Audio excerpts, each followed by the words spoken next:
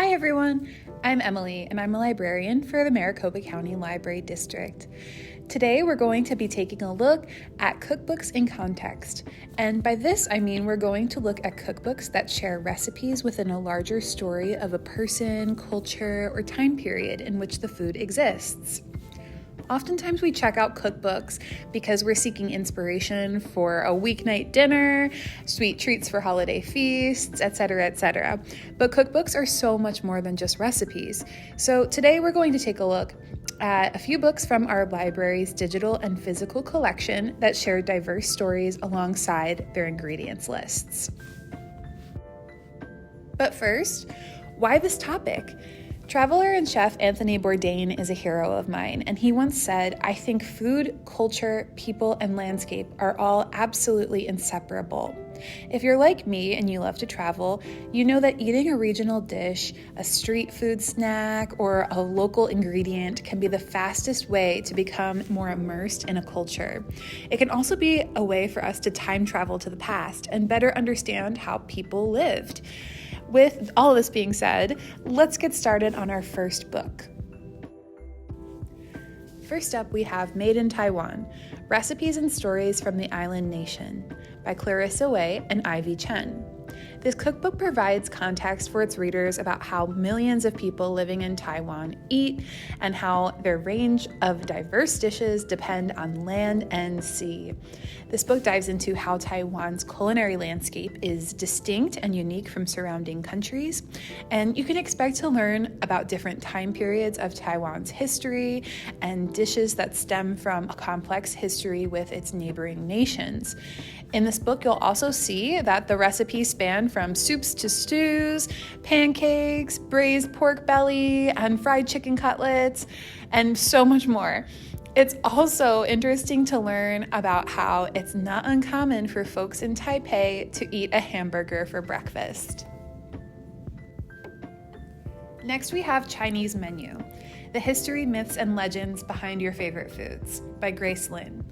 As soon as I saw this book on the shelf, I checked it out.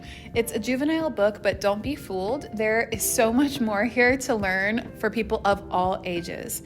Grace Lin is a popular children's author and illustrator, and she crafted a beautiful tribute to Chinese food in this book. It's not so much of a cookbook as it is a book about food. However you'd like to classify this work, the foods that we know and love from Chinese restaurants and Chinese menus are woven with gorgeous illustrations and stories to create a work that's really special. The author shares so much of her personal history with us, and we learn how food not only sustains us but connects us to others. For our next book, we're time traveling. Here we have the official Downton Abbey cookbook by Annie Gray. Now, Downton Abbey may be a fictional show, but this cookbook is incredibly well researched and gives us a stellar sense of place and time. I'd also recommend the Downton Abbey Christmas cookbook, which is similarly written by a leading food historian.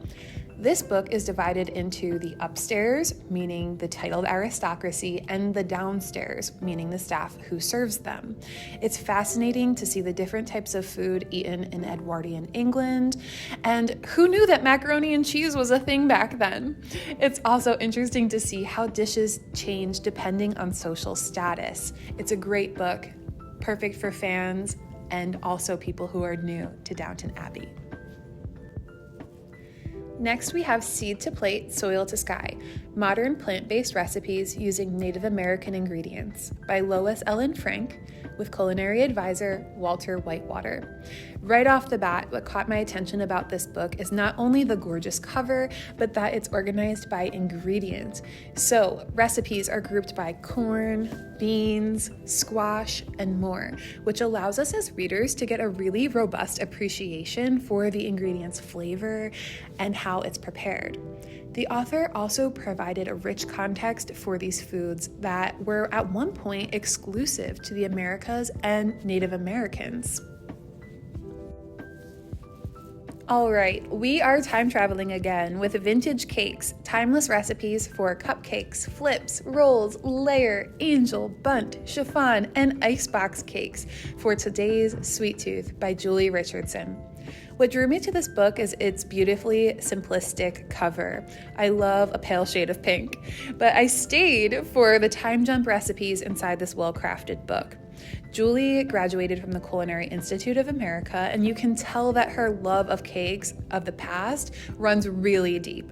In this book, we learn about sweet treats that Americans loved deeply, even if they're no longer super popular today. There's a beautifully nostalgic quality to this book, especially since some of the recipes are sourced from a box of recipes that Julie found in a bakery that her business moved into. For our final book, we have Cook Korean, a comic book with recipes by Robin Ha. This book is such an interesting read because it's a graphic novel with recipes. The author invites you into her personal connections with Korean food. She was born in Seoul, Korea, through stories and brightly colored illustrations. It's entertaining, it's heartfelt, and the recipes will have you headed towards the kitchen, I promise. As you learn how to make kimchi, you'll also gain a broader appreciation for Korean cooking and culture.